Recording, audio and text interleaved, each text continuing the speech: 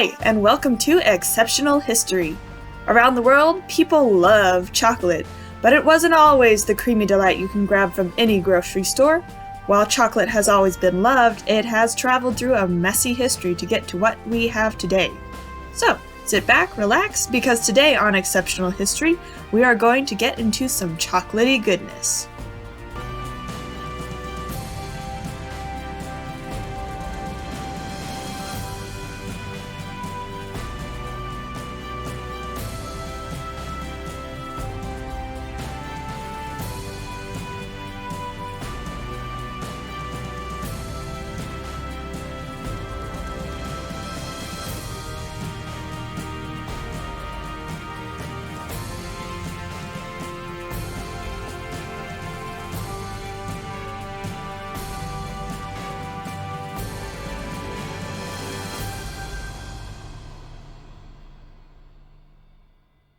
Chocolate thrived in Mesoamerica, where the Native Americans learned to cultivate and process cocoa beans.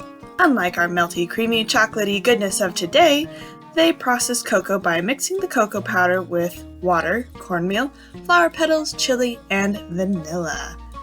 Yum! This created a bitter, frothy, dark drink that we might akin to coffee.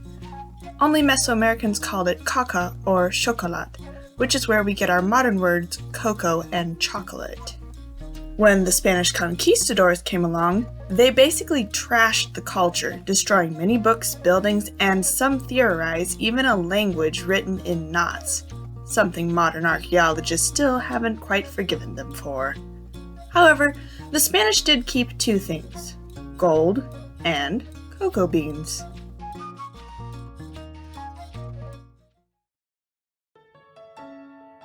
When the Spanish conquistadors sent cocoa home, it spread all over Europe. Even though it wasn't the milky chocolate delight we have today, the wealthy enjoyed it, and it became a European delicacy that was considered a healthy and relaxing treat. During this time, Switzerland and Belgium's notoriety as chocolatiers was developed, and cocoa plantations sprang up in the Americas to keep up with the high demand for cocoa in Europe. In the 1700s, chocolate became popular in the colonies where it was processed and sold. Cocoa did not change much during the 1700s. It was still a bitter drink that could be smoothed over with a bit of milk or sugar. However, as the 1700s ended, chocolatiers started to process chocolate into bars that were less expensive and more available to the public.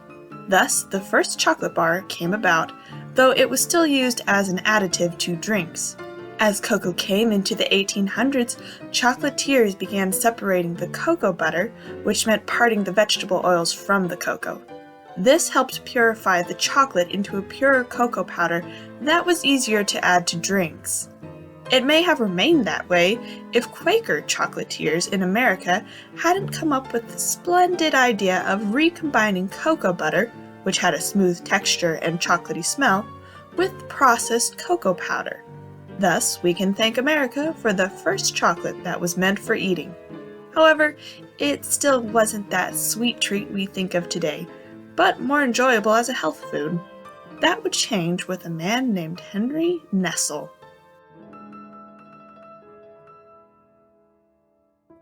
Besides being the inventor of baby formula, Henry Nestle was the Swiss co-inventor of milk chocolate. Now, he did not invent what we think of as milk chocolate today.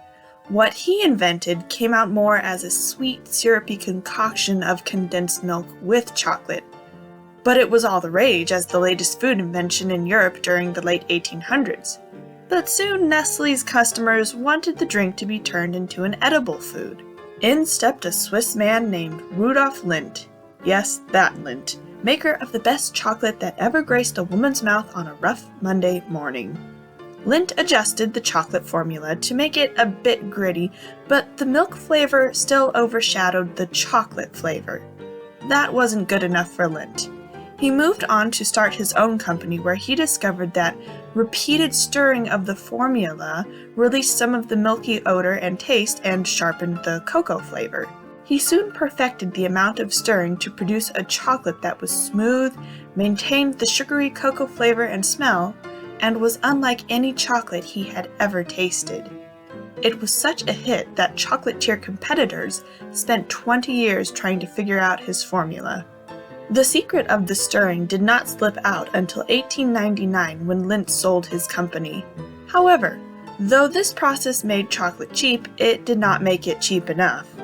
Next came in a man named Milton S. Hershey. A born hard worker, he wanted to make chocolate less expensive and allow consumers with less income into the chocolate world. First, he cheapened the bars and enhanced their flavor by adding almonds. Then he made them into bite sizes that could be sold cheaper, what we today might call Hershey Kisses. And if you ever wondered why they are called Kisses, it was for the way the machine that dropped out the dollops of chocolate would make a sound like a large kiss. As the 1900s ascended, more affordable chocolate started appearing and became a necessary fuel for soldiers on World War II battlefields.